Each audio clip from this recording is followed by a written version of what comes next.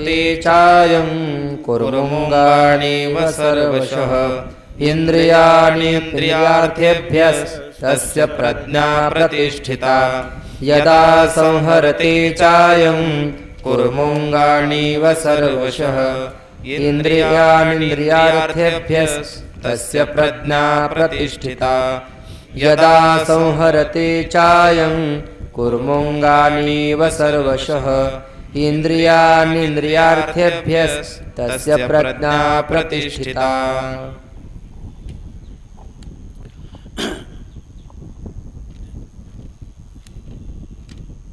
यदा संहरते चायं कुर्मोङ्गानीव सर्वशः इंद्रियाणि इंद्रियार्थेभ्यस्तस्य प्रज्ञा प्रतिष्ठिता।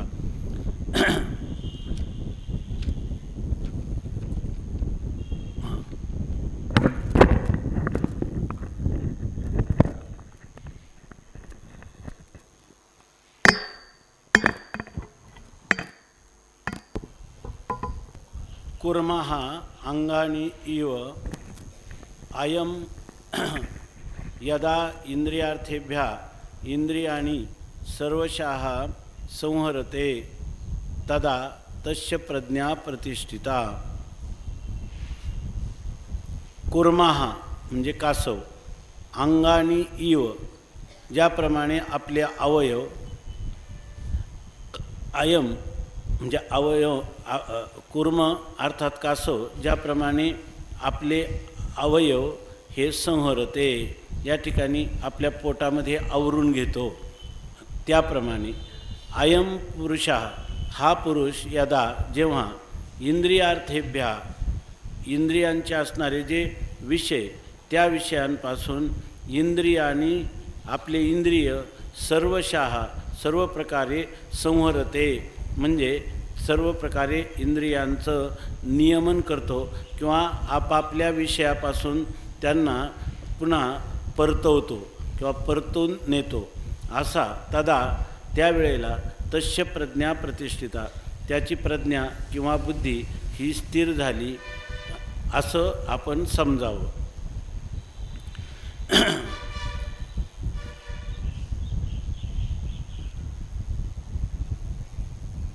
संत सम्राट भगवान माऊली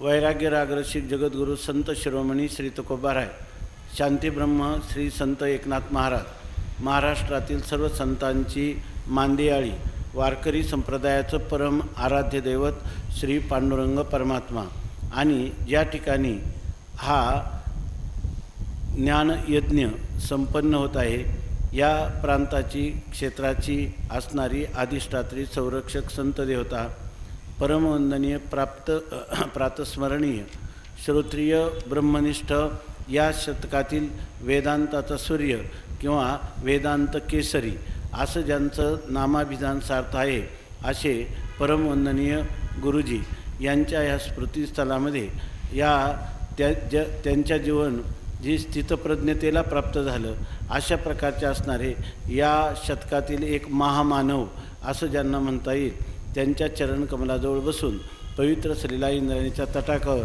आपण या स्थितप्रज्ञ दर्शनाचं चिंतन करण्याला प्रवृत्त झालो।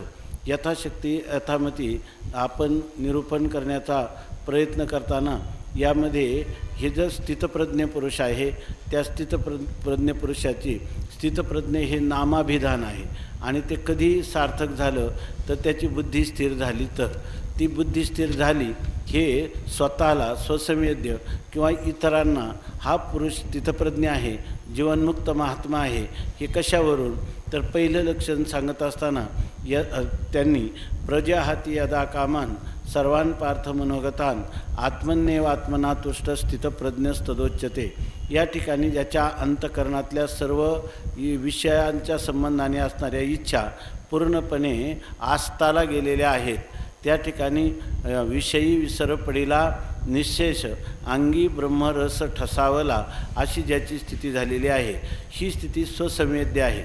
दुसरं जर आपल्याला पाहायचं झालं तर जी स्वसंवेद्य पण आहे आणि परसंवेद्य पण आहे त्याच्या जीवनचरित्रावरून दुःखेश्व अनुद्विग्नमना दुःखाचा प्रसंग आला मेरूपासोनी थोरे देहदुःखाचे नि डोंगरे दाटी जो पडी भारे चित्त न दाटे.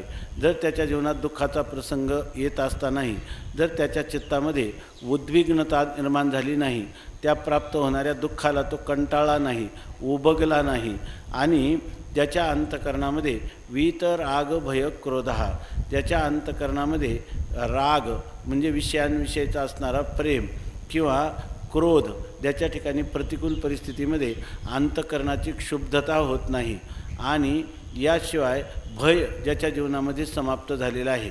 भय समाप्त होण्यासाठी मनुष्याला आपल्या आत्मस्वरूपाच्या अतिरिक्त त्याच्या सत्तेतील, त्याच्या विरोधी आणि त्याच्या प्रबल असा कोणताही हेतू विद्यमान नसल्यामुळं त्याला कोणत्याही प्रकारचं भयाची भावना ज्याच्या अंतकरणातून निरस्त झालेली आहे. असं जर झाले तर त्या पुरुषाला स्थितधीर मुनिरुच्यते. असा हा मननशील स्थितप्रज्ञ या ठिकाणी म्हटला जातो असं सांगितलं. आणि काल आपण पाहिल्याप्रमाणे यस सर्वत्राण अभिस्नेहा तत्तत् प्राप्य शुभाशुभम नाभिनंदती न द्वेष्टी तस्य प्रज्ञा प्रतिष्ठिता. हे सांगत असताना सर्वत्र अनभिस्नेह आहे म्हणजे कोणत्याही विषयाविषयी, भोगाविषयी त्याच्या अंतकरणात प्रीती हे अमुक एक विषय आहे. इदम मे शात इतिच्छा कामशब्दिता. या ठिकाणी त्याला मला अमुक एक असावं आणि ते असलं तरच माझ्या जीवन जगण्यात अर्थ आहे आणि अमुक एक भोग्य विषय जीवनात नसेल तर माझं जीवन हे अनर्थक आहे, निरर्थक आहे असं त्याला कधीही वाटत नाही. असा जो पुरुष आहे त्याच्या जीवनात जेव्हा प्रारब्ध प्राप्त शुभ किंवा अशुभ कर्माचा फलभोग समोर येतो त्यावेळेला तो शुभ कर्माचा फल म्हणून येणाऱ्या सुखाचा त्या ठिकाणी अभिनंदन करीत नाही किंवा प्रारब्ध प्राप्त जे दुःख आहे आपल्या कर्माचं फल ते भोगत असताना न द्वेष्टी, त्याचा द्वेषही करीत नाही. असं जर असेल तर त्या पुरुषाला या ठिकाणी त्याची बुद्धी स्थिर झाली असं मानतात. या व्यतिरिक्त भगवान आता शेवटच्या श्लोकामध्ये सांगतात, यदा संहरते चायम कुर्मोंगानीव सर्वशः इंद्रियानी इंद्रियार्थेभ्य तस्य प्रज्ञा प्रतिष्ठिता. ह्या पुरुषाची प्रज्ञा प्रतिष्ठित म्हणजे स्थिर झालेली आहे. कसं, कोणता पुरुष? हा पुरुष जरी व्यवहारात असला तरी त्याच्या ठिकाणी ज्याप्रमाणे कुर्मोंगानीव सर्वशः, कुर्म म्हणजे कासवाचं उदाहरण दिलं आहे गीतेमध्ये. या ठिकाणी दृष्टांत फारच थोडे सांगितलेले आहेत. सिद्धांत सांगत असताना प्रत्येक ठिकाणी दृष्टांताची योजना केलेली दिसत नाही. हे गीतेचं एक वैशिष्ट्य आहे. परंतु आज या ठिकाणी मात्र भगवान दृष्टांत सांगतात. कुर्माचा म्हणजे कासवाचा दृष्टांत सांगतात. कासवाचा दृष्टांत आपल्या सर्वांच्या परिचयाचा आहे आणि त्या कासवाचा दृष्टांत सांगत असताना कुर्मा हा अंगानी म्हणजे त्या ह्याचे कासवाचे असणारे जे अवयव आहेत त्या तो ज्याप्रमाणे आपल्या मनात आलं तर आखडून घेतो आणि मनात आलं तर त्याचा पुन्हा प्रसार करतो किंवा तो पसरवतो. त्याचप्रमाणे हा जो पुरुष आहे ज्ञानी पुरुष तो इंद्रियानी इंद्रियार्थेभ्या, इंद्रिय आणि इंद्रियांचे विषय, त्या इंद्रियांचे जे शब्द स्पर्श रूप रस आणि गंध पंचविषय आहेत आणि त्या पंचविषयांचं ज्ञान करून देणारी जी इंद्रिय आहेत ती पंचज्ञानेंद्रिय, त्या पंचज्ञानेंद्रियांचा त्या विषयांपासून किंवा पंचज्ञानेंद्रिय आणि पंचकर्मेंद्रिय यांचा आपापल्या विषयांपासून तो उपसंहार करू शकतो म्हणजे त्याचं नियमन करू शकतो. आणि जर त्याला आपल्या मनामध्ये आलं तर त्या ठिकाणी शास्त्रविहित अशा प्रकारचे जे विषय सांगितलेले आहे त्याच्यामध्ये आपल्याला आपल्या अंतकरणामध्ये कोणत्याच प्रकारचा राग नाही किंवा द्वेष नाही. अशा प्रकाराने जर ते विषय प्राप्त झाले तर त्याचं कधीकधी त्याची पुढं होणाऱ्या प्रारब्ध कर्माचा भोग व्हावा म्हणून त्या ठिकाणी इंद्रियांची प्रवृत्ती आहे ती रागपूर्वक झालेली अशी दिसते. पण काल आपण पाहिलं की त्या प्रवृत्तीमध्ये राग नसून तो रागाभास असतो. रागो लिंगम अबोधस्य अशा प्रकारची दृढ किंवा त्याच्या ठिकाणी हे विषय मला मिळाले तरच माझ्या जीवनाचं कल्याण आहे. एरवी माझ्या जीवनामध्ये केवळ अमंगलच आहे, दुःखच आहे असं त्याला कधीही वाटत नाही. आणि जर त्याला या ठिकाणी एखादा विषय हा आपल्या आत्मतत्वाच्या चिंतनाला बाधक आहे किंवा स्वरूपानुभूतीला बाधक आहे, जीवनमुक्तीच्या विलक्षण सुखाला बाधक आहे असं वाटलं तर तो तत्काल त्या ठिकाणी त्या इंद्रियांचा आपापल्या विषयापासून निरोध करू शकतो. या ठिकाणी केवळ प्रत्याहार स्वरूपातला असणारा निरोध नाही की काय जी इंद्रिय आहे ती प्रत्याहारा हाती ओपी असं माऊलींनी सांगितले. त्याची इंद्रिय प्रत्याहाराला विकलेली असतात. म्हणजे कोणताही निषिद्ध विषयाकडे इंद्रिय गेली की त्यांना तो परतवतो. पण तेवढाच ह्या प्रत्याहार जे काही अष्टांग योगामध्ये सांगितलेलं जे यम नियम आसन प्राणायाम धारणा ध्यान आणि समाधी त्याच्यामध्ये जो प्रत्याहार सांगितलेला आहे तर प्रत्याहार एवढंच त्याचं स्वरूप नाही तर आरिह्यते म्हणजे त्या ठिकाणी प्रति म्हणजे आत्मानं प्रति आत्म्याकडं म्हणजे विषयाकडं न जाता. कारण चित्त असं आहे की जर ते विषयाचं चिंतन करणार नाही तर त्या ठिकाणी ते कशाचं चिंतन करणार. अर्थात ते जर विषयाचं चिंतन करणार नाही तर त्याने आत्मचिंतन करायला पाहिजे. आत्मचिंतन करणार नाही तर ते स्वाभाविकपणे इंद्रियांचं धावं विषयांचे ओढी आणि पतनाचे जोडी वरी हवं किंवा खालारा धावे पाणी अशा प्रकारची याची स्थिती आहे. मन हे एक प्रकारचं भूत आहे आणि त्या भूताला जर योग्य आलंबन मिळालं नाही तर ते पुन्हा पुन्हा अनात्म पदार्थांकडे धावत राहणार. आणि अशा प्रकारचं हे युद्ध जे आहे रात्रंदिनामा युद्धाचा प्रसंग अंतर्बाह्य जग आणि मन जेव्हाही आगोज पडती आघात येऊन या नित्य नित्यवारू. तुका म्हणे येऊन या नित्य नित्यवारू तुकाराम महाराजांचा अभंग आहे. हा रात्रंदिवस जो युद्धाचा प्रसंग आहे ती इंद्रिय विषयाकडे जातात आणि आपण ती विषयांकडून खेचली तरी त्याला योग्य आलंबन मिळालं पाहिजे. तुका म्हणे तुझ्या नामाचे निबळे अवघी यांचे काळे केले तोंड असं तुकाराम महाराज म्हणतात.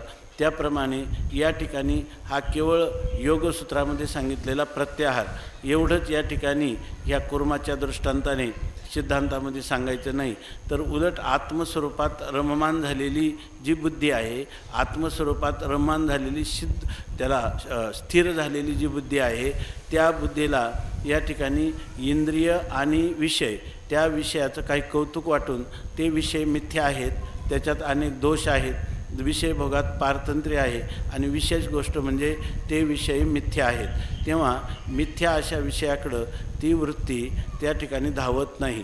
ती वृत्ती त्या विषयाधिष्ठान चैतन्य आहे की जे विषयाधिष्ठान चैतन्य आहे तेच आत्मचैतन्य आहे. म्हणून या ठिकाणी आत्मचैतन्यात रंगलेली बुद्धी आपण परवा चिंतन केलं यस्त्वात्मरतिरेवश्चाद आत्मतृप्तश्च मानवः आणि आत्मन्येवच संतुष्ट तस्य कार्यम न विद्यते अशी निरंतर आत्मरंगामध्ये रमलेली किंवा रंगलेली ही जी बुद्धी आहे ती बुद्धीच्या ठिकाणी कधीही या ठिकाणी विषय बाहेर आहेत, विषयांपेक्षा सूक्ष्म इंद्रिय आहेत, इंद्रियांपेक्षा सूक्ष्म मन आहे, मनापेक्षा सूक्ष्म बुद्धी आहे आणि बुद्धीच्यापेक्षाही सूक्ष्म आत्मा आहे. याचा अर्थ ही स्थिर झालेली बुद्धी ती स्थिर स्वरूप असणाऱ्या नित्य असणाऱ्या अचल असणाऱ्या अविकारी अपरिणामी अशा आत्मस्वरूपाच्या ठिकाणी राहील तरच त्या बुद्धीला स्थिरता प्राप्त होईल. आणि तीच बुद्धी जर बहिर्मुख होऊन मनाचं अनुसरण करेल आणि मन जर इंद्रियांचं अनुसरण करेल आणि इंद्रिय जर विषयांचं अनुसरण करेल तर ती बुद्धी कधीही स्थिर राहू शकणार नाही. म्हणून इंद्रियानी परान्याहो रिंद्रियेभ्या परम मनाः मनसस्तु परा बुद्धीर यो बुद्धे परतस्तु सहा. जो बुद्धीच्याही अतीत असणारा जो परमात्मा त्या परमात्म्याला तिनं विषय केलेला आहे. म्हणून या ठिकाणी म्हणतात की त्याची जी इंद्रिय आहे ना ती नाही धाव घेतं मन आणि इंद्रियांचे समाधान अशा प्रकारची ही स्थिती आहे. म्हणून इंद्रियानी इंद्रियर्थेभ्या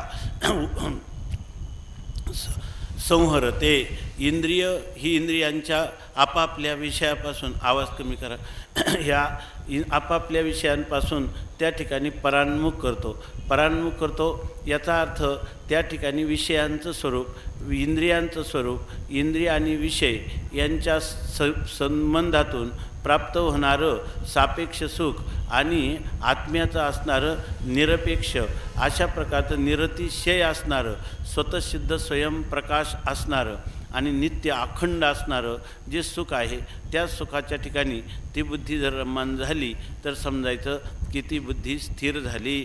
अशा प्रकारे या श्लोकाचा ह्या अन्वयानुरूप साधारणपणे अर्थ करता येतो. याच्यामध्ये कुर्माचं उदाहरण दिलं आहे की मनुष्य तो कुर्म म्हणजे कासव ज्याप्रमाणे त्याला वाटेल तेव्हा किंवा जेव्हा संकटाचा समय येतो त्यावेळेला तो कासव आपला अंग म्हणजे आपले अवयव सावरून घेतो.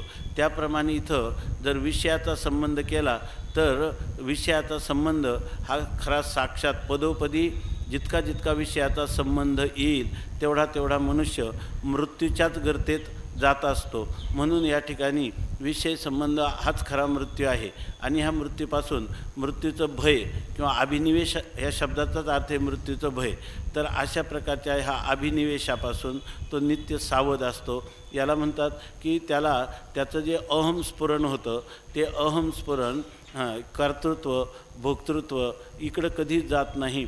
तर अकर्ता अभोक्ता असंग निर्विकार असणारा सच्चिदानंद घन आत्मा हाच त्या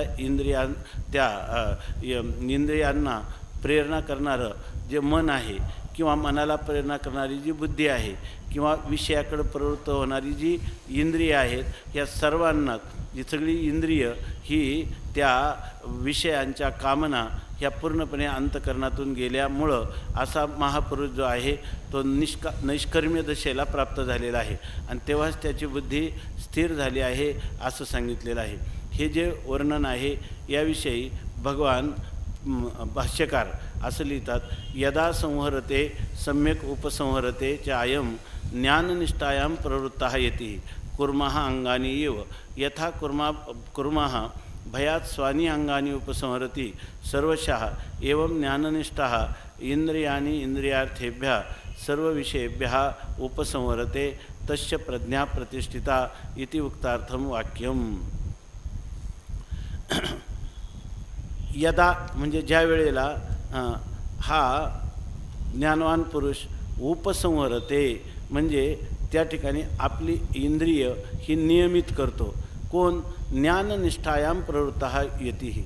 आता या ठिकाणी कर्म उपासना आपण पहिल्या दिवशी चिंतन केलं. कर्मनिष्ठा भक्तिनिष्ठा आणि ज्ञाननिष्ठा ह्या वेगळ्या आहेत. त्या ठिकाणी जो कर्माचा अधिकारी आहे त्याला कर्म करताना कर्मनिष्ठा प्राप्त होणं किंवा उपासकाला भक्तिनिष्ठा असली पाहिजे आणि जो ज्ञानवान पुरुष आहे त्याला ज्ञाननिष्ठा प्राप्त झाली पाहिजे. तेव्हा ज्ञाननिष्ठा याचा अर्थ जसं आपण म्हणतो की केवळ ज्ञानानेच मोक्ष होतो, इतर कोणतंही मोक्षाचं साधन नाही. अशा प्रकारचं काही त्यागेने एके अमृतत्वम अनशु आणि दुसरी एक श्रुती नाही ज्ञानादेव तू कैवल्यम, ज्ञानानेच कैवल्य किंवा हा मोक्ष प्राप्त होतो आणि त्यासाठी ज्ञानाच्या अतिरिक्त दुसऱ्या कोणत्याही साधनाला आपल्या जीवनामध्ये आपल्या वृत्तीचा आलंबन म्हणून तो करत नाही. तमेव विदित्वा अतिमृत्युमेती नान्यः पंथा विद्यते अयनाय. ह्या मोक्षाचं दुसरं कोणतंही साधन नाही. तमे वाचून ज्ञाने एके उपाय करीशी जितुके तितुका गुंफीचे अधिके रुखिये. ज्ञाना वाचून दुसरा कोणताही साधन नाही. आत्मज्ञान जे आहे तर त्या करपात्रीजी स्वामींनी लिहिलं की काय श्रुती सांगितली, तम एव विदित्वा.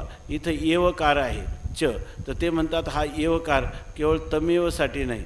तमेव विदित्वा एव मृत्युम आत्येती एव असं सगळ्याकडं घ्यायचा.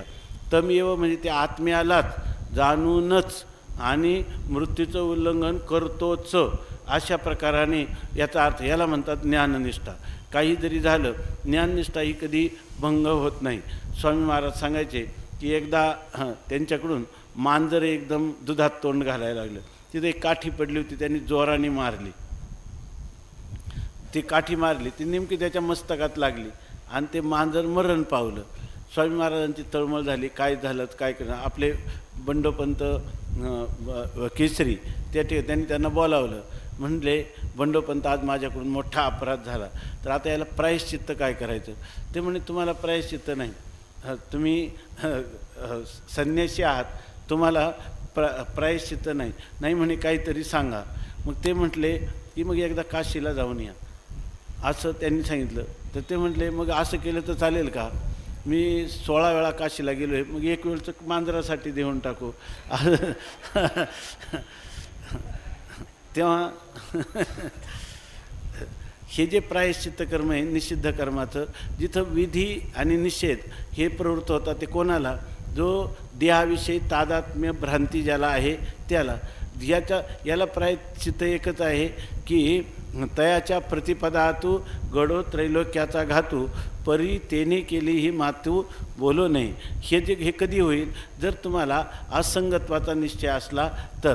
मग ज्ञानामध्ये प्रवृत्त झालेला मनुष्य जर या ठिकाणी काशी यात्रा केल्याने मांजराच्या मारल्याचं पातकाचं निराकरण करण्याची इच्छा करेल, तर त्याच्या ठिकाणी ज्ञाननिष्ठेचा भंग होईल, ज्ञाननिष्ठेचा भंग होईल. म्हणून त्यांना हे प्रायश्चित्त नाही. त्यांनी काय केलं पाहिजे, असंगत्वाचा निश्चय करणं हेच त्या ठिकाणी खरं प्रायश्चित्त आहे.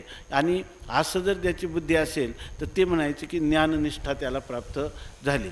जर एखादा मनुष्य नामस्मरण करतो आणि पुन्हा कर्माने सांगितलेली प्रायश्चित्त करायला प्रवृत्त होतो, याचा अर्थ त्याची नामनिष्ठा नाही.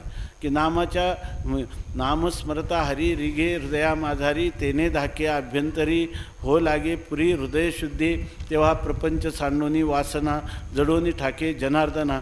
एवढा नामाचा महिमा आहे की त्या ठिकाणी नामाभास त्या आजयमेळाने पुत्राच्या लोभाने नारायण म्हटला तरी त्याला वैकुंठातून जर विमान येत असेल, तर तुम्हाला त्या ठिकाणी या कर्मकांडामध्ये सांगितलेल्या प्रायश्चित्ताची गरज नाही.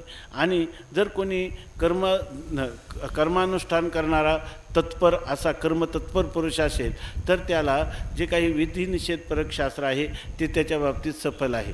त्यांनी ते केलं तरच त्याची कर्मनिष्ठा होईल. नाहीतर मग आता त्यांनी सांगितलेलं स्नान दान इत्यादीमध्ये थंडीचा त्रास होतो, दानामध्ये अर्थ खर्च होतो, मग आपण असंगत्वाचा निश्चय करू, असं त्या ठिकाणी चालणार नाही. म्हणून त्या अधिकारानुरूप त्या तशा प्रकारचं ही निष्ठा जी आहे ती निष्ठा फल देत असते. स्वामी महाराज तर सांगायचे, साधनं फल देत नाही, साधनावर असणारी जी निष्ठा ती निष्ठा त्याला फल देत असते. म्हणून या ठिकाणी हे सांगतात की ज्ञाननिष्ठायाम प्रवृत्त हा यती.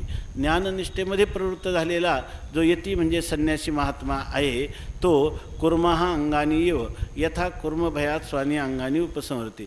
म्हणजे जर काही भयाचा प्रसंग झाला तर तो कुर्म म्हणजे कासव जसा आपले अवयव सर्व जखडून घेतो, नियमित करतो, आतमध्ये पोटात घेतो, त्याचप्रमाणे एवं ज्ञाननिष्ठ हा, त्याप्रमाणे ज्ञाननिष्ठ जो पुरुष आहे त्या पुरुषाला जर आपल्या कोणत्याही प्रकाराने जर आपल्या जीवनामध्ये भयाचा प्रसंग निर्माण झाला तर त्यावेळेला भयाचा प्रसंग याचा अर्थ आपल्या आत्मस्वरूपापासून विन्मुख करणारा असा इंद्रिय आणि विषयांचा संबंध झाला तर तो तत्काल त्या इंद्रियांचा आणि विषयाची ताटातूट करून त्या इंद्रियांना मनाला बुद्धीला आत्मस्वरूपाचं अनुसरण करायला लावून आपल्या आत्मस्वरूपामध्ये आपल्या बुद्धीचा, आपल्या इंद्रियांचा, मनाचा आणि विषयाचा बाध करतो. किंवा या ठिकाणी आपली मूळ असणारी अंतःकरण वृत्ती अधिष्ठानामध्ये लीन करण्याचा अभ्यास करतो. त्याला म्हणतात की इंद्रियार्थानी, म्हणजे इंद्रियाचे विषय जे आहे ते इंद्रियार्थेभ्या इंद्रियांनी सर्व विषयेभ्या उपसंहरते. या ठिकाणी जर मनुष्य इंद्रिय जर विषयात प्रवृत्त होतील तर तो निश्चित अनर्थाला प्राप्त होतो. म्हणजे या ठिकाणी नुसतं विषयांचे ध्यान विपाये वाहे मन तरी येसने हे पतन गिवसित पावे अशा प्रकारच्या स्थितीविषयी तो रात्रंदिवस जागृत असतो. आणि म्हणून म्हणतात का तो त्याचा इंद्रियांचा उपसंहार करतो. आता वास्तविक काय सांगितलं, विषयांपासून इंद्रियांचा उपसंहार करतो आणि तस्य प्रज्ञा प्रतिष्ठिता. आता त्याची इंद्रिय फक्त स्थिर व्हायला पाहिजे. कारण काय आहे, त्याला त्याची बुद्धी स्थिर झाली कशावरून, तर कारण काय आहे की ज्या वेळेला इंद्रिय विषयांपासून उपसंहृत करतो त्यावेळेला ते इंद्रिय या ठिकाणी कुठं मनाचं अनुसरण करतात आणि मन संकल्प करणारं बुद्धीचं अनुसरण करतं आणि बुद्धी त्या ठिकाणी आत्मस्वरूपाचा निश्चय करते. आणि मग असा जो पुरुष आहे तो बुद्धी निश्चय आत्मज्ञान ब्रह्मरूप भावी आपणा आपण आणि ब्रह्मनिष्ठा राखे पूर्ण तत्परायण अहर्निशी. जर तो ब्रह्मपरायण होत असेल अर्थातच तो विषयपरायण होणार नाही. म्हणून या ठिकाणी म्हणतात की त्याची प्रज्ञा स्थित झाली. बुद्धी कशी स्थिर झाली, इंद्रिय स्थिर होतील, इंद्रिय क्षुब्ध झालेली. पण खरा इंद्रियांची क्षुब्धता तेव्हाच जाते की जेव्हा या ठिकाणी नाथ महाराजांनी लिहिलं, ज्या वेळेला आम्हाला सोहम चिंतन आम्ही करतो त्यावेळेला इंद्रिय दैय अहंकार धरी सोहमपण तै चित्ती प्रगटे चैतन्य घन. आणि तेव्हा मनही होय उन्मन आणि बुद्धीचा निश्चय पूर्ण परब्रह्मी. हा अहम जो आहे तो देह किंवा इंद्रिय यांच्या ठिकाणी न बसता तो ज्यावेळेला अहंकार धरी सोहमपण तो परमात्मा मी आहे असा जेव्हा त्याचा निश्चय होतो त्यावेळेला चित्तामध्ये चिंतन विषयाचं होत नाही, चित्ती प्रगटे चैतन्य घन. आणि हे जे मन आहे ते अनात्म पदार्थाचे संकल्प विकल्प करीत नाही, मन ही होय उन्मन. आणि त्यावेळेला बुद्धी जो निश्चय करते ह्या इंद्रिय आणि विषयाच्या संबंधातून मला सुख प्राप्त झालं पाहिजे असा निश्चय करीत नाही. त्यावेळेला बुद्धीचा निश्चय पूर्ण परब्रह्मी जे परिपूर्ण ओम पूर्णमदः पूर्णमिदं पूर्णात पूर्णमुदच्यते असं म्हटलेलं आहे. पूर्णस्य पूर्णम आदाय पूर्णमेवावशिष्यते. सर्व निषेधावधीभूत राहणारं जे ब्रह्म त्याचा आत्मत्वाने अनुभूती ती बुद्धी घेत असते आणि ती बुद्धी अर्थात स्थिर असणाऱ्या आत्मस्वरूपामध्ये लीन किंवा बाधित झाल्यामुळं स्वतंत्र सत्ता स्फुरण रहित आहे असा तीनच निश्चय केल्यामुळं ती बुद्धी खऱ्या अर्थाने तस्य प्रज्ञा प्रतिष्ठिता, त्याची बुद्धी स्थिर झाली अशा प्रकाराने म्हटलं जातं. आता या ठिकाणी भगवान संत सम्राट माऊली सांगतात की का कुर्मजिया परी ओवाईला अवेव पसरी ना तरी इच्छावशे आवरी आपुले आपण. का म्हणजे अथवा जिया परी कुर्म ओवाईला अवेव पसरी. आता माऊली सांगतात का म्हणजे अथवा जिया परी कुर्म, ज्याप्रमाणे कुर्म म्हणजे कासव हा ओवाईला म्हणजे जर तो प्रसन्न असला किंवा आनंदात असला तर आनंदामध्ये ज्यावेळेला त्याला कोणताही मध्ये प्रतिबंध नाही त्यावेळेला तो निष्प्रतिबंध आनंदाची अनुभूती घेत असताना अवयव पसरी, आपले जे अवयव आहे तर त्या अवयवांचा विस्तार करतो. त्यावेळेला ते पोटात घेऊन तो राहत नाही, तर अशा वेळेला तो आपले अवयव पसरतो. ना तरी अथवा इच्छावशे आवरी आपले आपण, किंवा त्याच्या अंतःकरणामध्ये जर इच्छा निर्माण झाली तर त्यावेळेला तो काय करतो, आपुले आपण आवरी, आपले अवयव आपण सर्व आवरतो, आपल्या पोटामध्ये घेतो. तसाच या ठिकाणी आपल्या जीवनमुक्तीच्या विलक्षण सुखाला जर कोणत्याही प्रकारचा प्रतिबंध नसला, त्या ठिकाणी कोणतंही बुद्धिमांद्य नाही, कुतर्क नाही, विपर्यय दुराग्रह नाही, विषयासक्ती नाही, असं कोणतंच काही प्रतिबंध नाही. अशा वेळेला जे काही निर्विषय निरतिशय अशा प्रकारचं जे आत्मसुख आहे ते आत्मसुख घेत असताना त्याला इंद्रियांचं कोणतंही भय राहत नाही. आता सांगितलं नाही धावा घेतं मन इंद्रियांचे समाधान. किंवा इथं असणारा जो ज्ञाननिष्ठ यती आहे तो जीवननिर्वाहापुरती शंकरानंदीमध्ये मधुकरी करणं उदाहरणार्थ जेव्हा त्याला भूक लागते त्यावेळेला ते भिक्षाटनाला जाणं, एवढ्या प्रकारचा इंद्रियांचा प्रसार तो करू शकतो. आणि ते कोणतं फक्त जीवननिर्वाहापुरतं. जसं ज्ञानोबारायांचा अभंग आहे, मला वाटतं की त्यांनी सांगितलं की या अन्न निर्वाहापुरते अन्न आच्छादन आश्रमाशी स्थान कोपी गुहा, कोठेही चित्ताशी नसावे बंधन हृदयी नारायण आठवावा. काय एकांती नये बैसो फार, नये बोलो फार, बैसो जनामधी सावधान बुद्धी इंद्रिय दमी. एकांती लोकांती स्त्रियांशी भाषण, प्राण गेल्या जाणं करू नये. तुका म्हणे आयुष्या, तुकाराम महाराज, तुका म्हणे आयुष्या साधनी जो राहे तोची ज्ञान लाहे गुरुकृपा. अशा प्रकारची जी स्थिती आहे ती ह्या महापुरुषाची आहे. म्हणून ते म्हणतात की ओवाईला अवेव पसरी. केवळ आपल्याला भोजनासाठी, ह्या शरीराचा निर्वाह करण्यासाठी जीवनमुक्तीला कोणताही प्रकारचा बाध न देता, पुन्हा शास्त्राने त्याच्यासाठी असं सांगितलं की यतीच ब्रह्मचारीच द्वौ येतौ पक्व भोजिनौ. या ठिकाणी ब्रह्मचारी आणि संन्यासी यांनी गृहस्थांनी आयता शिजवलेलं पाक खाण्याचा अधिकार आहे. म्हणून या ठिकाणी तो फक्त जीवननिर्वाहापुरतं या ठिकाणी इंद्रियांचा विस्तार करतो. आणि तो पुरुष कोणता आहे, तर तो पुरुष आहे की तैशी इंद्रिये आपैती होती, जयाचे म्हणितले करीती, तयाची प्रज्ञा जाण स्थिती पातली असे. तशी त्याला तैशी इंद्रिये आपैती होती, म्हणजे ती इंद्रिये जी आहेत त्याच्या स्वाधीन आहेत. त्याला वाटलं तर त्यांनी त्या ठिकाणी आपल्या अवयवांचा विस्तार केला, आणि त्याला वाटलं तर त्यांनी त्या अवयवाचा संकोच केला. अशा प्रकारे ही इंद्रियावर त्याचा अधिकार असतो. इतका अधिकार असतो की त्याला वाटेल तरच तो इंद्रियांची प्रवृत्ती करू शकतो. त्याला वाटलं तर तत्काल त्या विषयापासून त्या इंद्रियांचं संयमन तो करू शकतो. म्हणजे ही इंद्रिय त्याला आया आली म्हणजे त्याच्या ताब्यात आलेली आहे. आपैती होती म्हणजे त्याच्या स्वाधीन झालेल्या आहे. जयाचे म्हणितले करीती, आणि त्याने एकदा म्हटलं का तीच ती इंद्रिय करतात. त्या इंद्रियांना कोणत्याही प्रकार जयाचे म्हणितले करीती म्हणजे त्या इंद्रियांना त्या ठिकाणी बुद्धीनं केलेला जो निश्चय, त्या निश्चयानुरूपच बुद्धीचंच अनुसरण करावं लागतं. की जी बुद्धी आत्मसन्मुख झालेल्या बुद्धीचंच त्याला अनुसरण करावं लागतं. जर ती आत्म्यापासून परान्मुख होत असेल तर तो त्या इंद्रियाधिकांचं मनाधिकाचं नियमन करतो. आणि बुद्धी जर आत्मसन्मुख झाली असेल तर तो अशा वेळेला त्या आत्म आनंदामध्येच निमग्न असतो.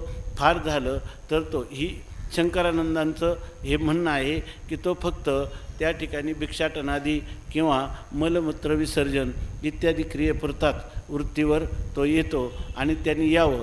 जीवनमुक्ती विवेकामध्ये विद्यारण्य स्वामींनीही याचा भरपूर विचार केलेला आहे. त्याच्या अंतःकरणात जेणेकरून लोकेशना, दारेशना, धनेशना अंतःकरणात उत्पन्न व्हायला लागली तर त्याच्या जीवनात त्याला सर्वात मोठं भय वाटतं.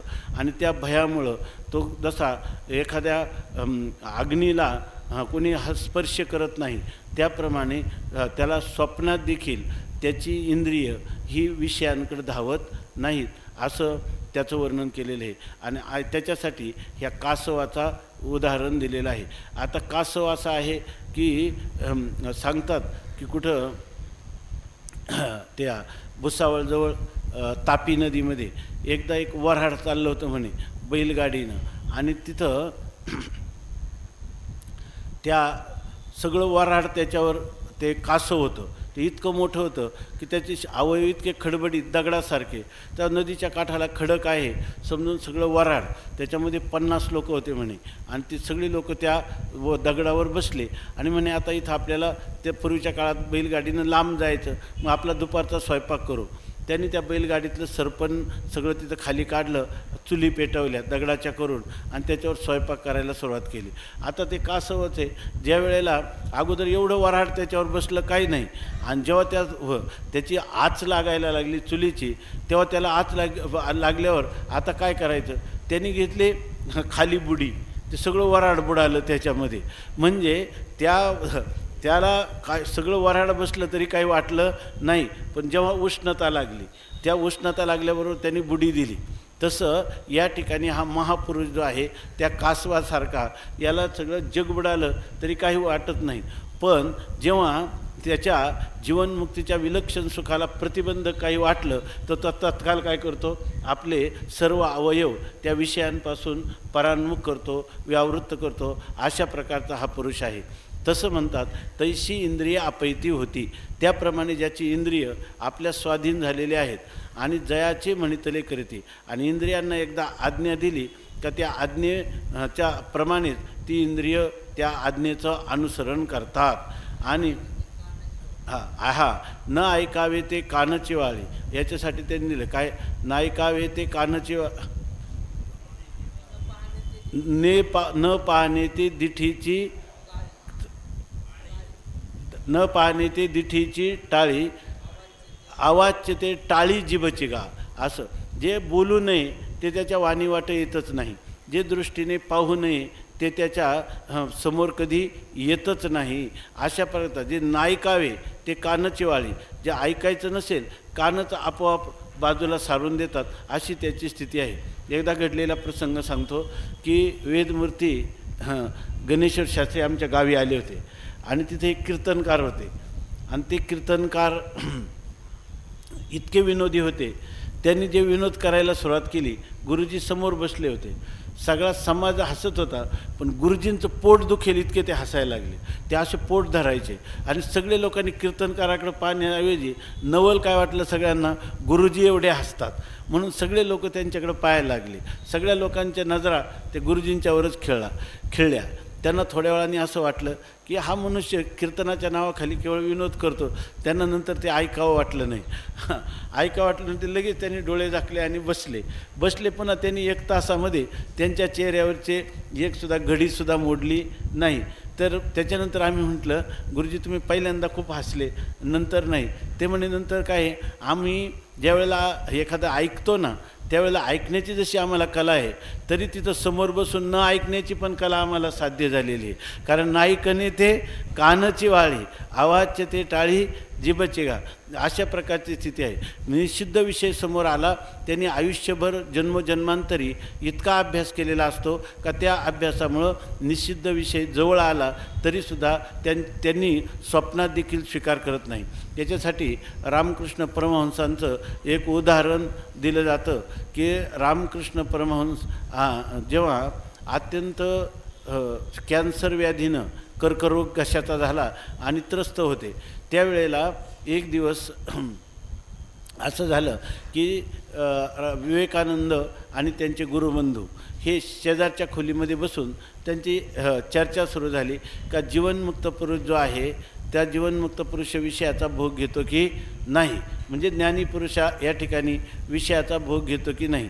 त्यांनी सांगितलं ज्ञानीपुरुषाला स्वप्नात देखील, हे थोडंसं चिंतन याच्यासाठी चालले की हा जो ज्ञानी पुरुष आहे तो निषिद्ध विषयाकडे कधी प्रवृत्तच होत नाही. असं जर चिंतन आहे त्याचं उदाहरण म्हणून रामकृष्ण लीला प्रसंगामध्ये दिलं की रामकृष्ण परमहंस त्या ठिकाणी झोपले होते, त्यांना पुन्हा गाढ झोप लागली होती आणि इकडं विषय चालला होता की ज्ञानी पुरुष जो आहे त्याच्याकडून निषिद्ध कर्म घडतं की नाही. तर विवेकानंदांनी सांगितलं ज्ञानी पुरुष या ठिकाणी निषिद्ध विषयाकडे कधीच प्रवृत्त होत नाही. त्यांनी सांगितलं आपला वेदांतशास्त्र जर पाहिलं तर इथंसुद्धा आपल्याला दिसतं का नाही, कुर्मंगानी व सर्वशा उपसंवरते, सर्व बाजूने आखडून घेऊ शकतो आणि पुन्हा काय ओआईला अवयव पसरी, याचा अर्थ तो विषयामध्ये त्याची प्रवृत्ती होताना दिसते, असं सरळ या ठिकाणी ओयाचा अर्थ की नाही.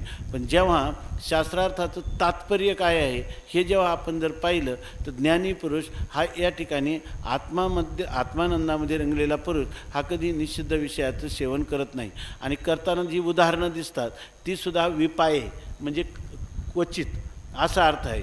आणि त्याच्यातसुद्धा काही निकष असे सांगितलेले आहे की त्यांनी जर निषिद्ध कर्माचरण करताना दिसला तर त्याचा परिणाम जो आहे तो जनकल्याणकारी किंवा समोर ज्याच्या संबंधाने हे कर्म झालं त्याचं कल्याण झालेलं आपल्याला दिसून येतं, अशा प्रकाराने सांगतात. तर रामकृष्ण परमहंस झोपलेले असताना, गाढ झोपेमध्ये असताना स्वामी विवेकानंद ते आपल्या गुरुबंधूंना म्हटले की आपण पाहू गुरुदेवांचा झोप लागली किंवा काय. तर त्यावेळेला झोप लागलेली होती आणि असं झालं होतं की त्यांना झोप लागली आणि त्यांचा झोपेमध्ये हात हा उपडा पडला. तिथं एक समई जळत होती आणि त्या समईवर तो पडला आणि त्यांच्या तळहाताची कातडी जळून गेली. तरीसुद्धा ते या ठिकाणी झोपेतून जागे झाले नव्हते आणि त्यावेळेला त्यांनी पाहिल्यावर ताबडतोब ती समई बाजूला केली आणि तितक्यामध्ये स्वामी विवेकानंदांनी आपल्या खिशातला 1 रुपयाचं नाणं काढलं आणि ते त्यांच्या तळहातावर दिलं. तळहातावर दिल्याबरोबर ते एकदम आपोआप त्यांचा हात जो आहे तो पुन्हा पालथा झाला आणि ते नाणं पडलं. तेव्हा ज्या पुरुषाला अग्नीनं ह्या शरीराचा दाह होत असतानासुद्धा आपली वृत्ती ही त्या ठिकाणी उत्थान पावली नाही, परंतु त्या ठिकाणी ते इतके किंचाळून उठले आणि नंतर म्हणायला लागले, अरे काहीतरी विंचू चावल्यासारखं मला झालं. म्हणजे याचा अर्थ काय, ज्यांनी आयुष्यभर अभ्यास केला होता, रामकृष्ण परमहंस बालवयातच ज्या वेळेला दक्षिणेश्वरला कलकत्त्याला आले तर त्यावेळेलाच त्यांनी सांगितलं, त्यांच्या भावाने सांगितलं इथं आपल्याला पुजाऱ्याचं काम करायचं.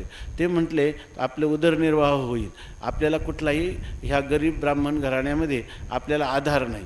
तेव्हा त्यांनी सांगितलं, त्यांचा मला वाटतं क्षुधीराम म्हणून मोठा भाऊ होता, त्याला त्यांनी सांगितलं की आपल्याला भात भाकरीची विद्या शिकायची नाही, म्हणून ते त्याचं रुपयाचं काही महत्त्व वाटू नये म्हणून ते 1 रुपयाचं नाणं घेऊन गंगेच्या तीरावर जात आणि त्या ठिकाणी रुपयाच माती आणि मातीच रुपया, म्हणजे माती आणि रुपया. तुकाराम महाराज म्हणतात ना, सोने आणि माती आम्हा समानाची गती. त्याप्रमाणे ते एका हातात रुपया घ्यायचे, एका हातात माती घ्यायचे आणि एकदा रुपयाच माती मातीच रुपया, मातीच रुपया म्हणून माती टाकायचे आणि दुसऱ्या वेळेला रुपयाच माती म्हणून ते रुपया त्याच्यामध्ये टाकायचे. असा आयुष्यभर केलेला अभ्यास तो त्यांना सुषुप्ती अवस्थेमध्ये जेव्हा मन अज्ञानात लीन असतं त्यावेळेलासुद्धा त्यांच्या इंद्रियांना इतकी सर्वेंद्रियांच्या अंगणी विवेक करी राबनी साचची करचरणी होती डोळे. माऊलीनं वर्णन दिले की त्यांच्या इंद्रियांच्या अंगणामध्ये विवेक हा राबत असतो की त्या इंद्रियांकडून निषिद्ध विषयाचं सेवन होऊ नये, याच्यासाठी त्यांच्या हाताला आणि पायाला सुद्धा डोळे आहेत. याचा अर्थ जिकडं जाऊ नये तिकडं पाय जात नाहीत, जे करू नये ते कृत्य त्यांचं त्यांचं ते कृत्य करत नाही, असं त्या इंद्रियांना वळण पडलेलं असतं. आणि म्हणून या ठिकाणी एक संन्यासी महात्मा आले होते साधारणतः 25-30 वर्षापूर्वी. त्यावेळेला ते कोणता तो श्लोक आहे, हे सर्वद्वारेषु देहेस्मिन् प्रकाश उपजायते ज्ञानम यदा तदा विद्यात विवृद्धम सत्वमित्युत.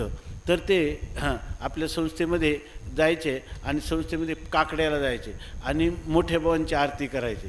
ते विठ्ठलाची आरती म्हणजे ते मोठे भावांची आरती, ते आरती करायचे आणि इतक्या आनंदी असायचे.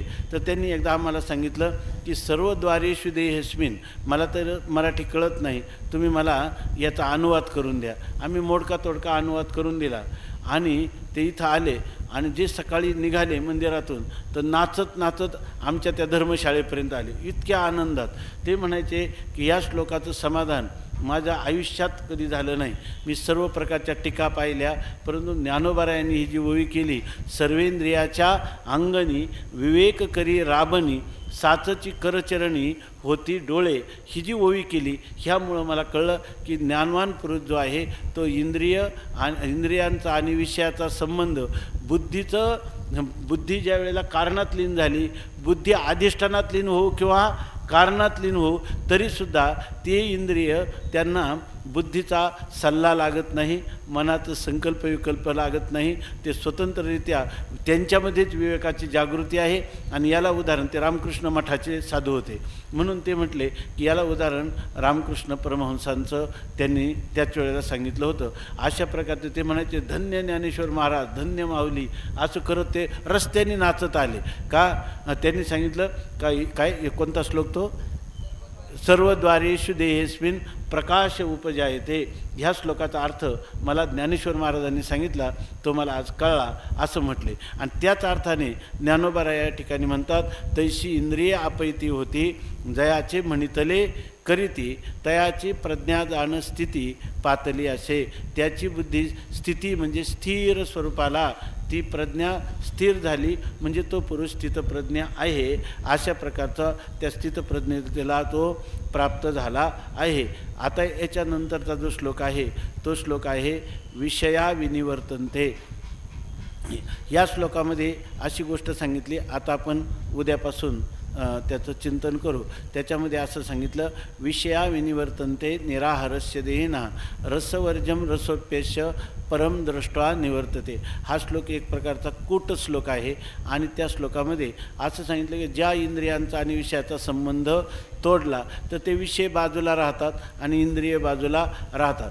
पण इंद्रियांचा विषयापासून जरी ताटातूट केली तरी आपल्या अंतकरणामध्ये त्या विषयांमध्ये असणाऱ्या सुखत्व बुद्धी जी आहे किंवा त्याच्यामध्ये त्या विषयांच्या भोगामधून सुख होतं आणि त्या सुखाची जी आसक्ती आहे, जरी बाहेरून प्रत्याहार रूपाने इंद्रियांचा संबंध विच्छेद केला तरी त्याची सुखत्व बुद्धी मात्र राहत असते. आणि मग ही कशाने निवृत्त होईल तर ती परमदृष्ट्वा निवर्तते. अधिष्ठान आत्म्याचं ब्रह्मत्वाने ज्ञान झाल्याशिवाय त्याच्यामध्ये रस आहे, ही रसत्व बुद्धी, त्याच्यामध्ये सुखत्व बुद्धी, ही दुसरीकडे जाण्याचा त्याच्या निवृत्त करण्याचा दुसरा कोणताही उपाय विद्यमान नाही असा हा श्लोक सांगतो. संस्कृत जे काही टीका आहेत त्या किंवा भाष्यादी सगळ्यांमध्ये असं सांगितलं की या ठिकाणी परमदृष्ट्वा निवर्तते, आत्मसुखाने ते निवृत्त होतात. पण काय होतात ते म्हणतात की सगळे विषयांपासून इंद्रिय दूर केली तर. परंतु या ठिकाणी माऊलींनी मात्र असं चिंतन केलेलं आहे, तो अर्थ त्याच्यामध्ये आलाच, पण त्याचा वैशिष्ट्यपूर्ण अर्थ सांगितला की हे जरी शब्दस्पर्श रूप रसगंध हे पंचविषय असतील आणि जर एखाद्या पुरुषाने इतर इंद्रियांचं नियमन केलं आणि रसनेंद्रियाचं नियमन केलं नाही तर ती सगळी इंद्रिय पुन्हा त्या ठिकाणी त्या विषयाकडे प्रवृत्त होतात. म्हणून इथं कोणत्या इंद्रियाचं नियमन तर रसनेंद्रियाचं नियमन महत्त्वाचं आहे. अशा प्रकारच्या अर्थावर माऊलींनी या ठिकाणी भर दिलेला आहे. तो त्यांनी का दिला, कसा दिला याच्याविषयीचा आपण विचार उद्या करू. आज मला असं वाटतं की या ठिकाणी ही सेवा, ही शब्दरूपी सुमनं ही परमवंदनीय प्रातस्मरणीय गुरुजींच्या चरणी त्यांच्या अंकावर लढिवाळपणाने या ठिकाणी एक प्रकारची ही बालक्रीडा करताना किंवा या ठिकाणी महापुरुषांच्या आज्ञेचं पालन म्हणून या ठिकाणी ही सेवा समर्पण करताना अतिशय आनंद होतो. या ठिकाणी काही वाटत पण नाही, कारण बाळक बोबडा बोली का वाकोडा विचुका पावली ते चोज करुणी माऊली रिजे जेवी. याप्रमाणे गुरुवर्य महाराजांच्या सहवासात या ठिकाणी जेव्हा जेव्हा चिंतनाचा योग येतो तेव्हा आपण करत असतो. ही झालेली सेवा स्थितप्रज्ञाचं जे वर्णन आहे जेवढं आपल्याला होईल तेवढं या ठिकाणी आपण करण्याचा प्रयत्न केला. आता या ठिकाणी परवा गुरुवर्य सावकार महाराजांनी असं सांगितलं, हे स्थितप्रज्ञाचं वर्णन झालं पण हे आम्हाला का प्राप्त होत नाही, त्याच्यासाठी काय करायचं, तोच तर प्रश्न आपला आहे की नाही. तर त्या ठिकाणी तर आज काही जो थोडा वेळ त्यांनी याच्याविषयी मार्गदर्शन करावं म्हणजे सगळ्यात जिज्ञासू नाही त्याचा काय होईल उपयोग. कारण हे परिपक्व झालेलं जीवनाचा स्थायी भाव वेदांत ज्यांनी केला आणि त्या वेदांताचंच हे स्थितप्रज्ञाचं वर्णन आहे. त्यांनी ज्यासाठी ज्या प्रकाराने आपलं जीवन साधनानिष्ठ ठेवलं तर असे वयोवृद्ध, तपवृद्ध, ज्ञानवृद्ध अशा महापुरुषांकडून आपले काय लाख काय सौ काय लोहारकी आणि एक सुनारकी ऐके नाही याप्रमाणे उलटे झाले का, सौ सोनारकी आणि एक लोहारकी अशाप्रमाणे त्यांनी याच्याविषयीचं हे स्थितप्रज्ञेचं वर्णन आहे. हे लवकरात लवकर आपल्याला स्थितप्रज्ञ दर्शन कसं होईल ऐके नाही याच्याबद्दल मार्मिक अशा प्रकारचं काही थोड्या वेळात चिंतन सांगावं अशी त्यांच्या चरणी गुरुजींच्या सत्तेतून आपण प्रार्थना करू आणि आजच्या चिंतनाला विराम देऊ.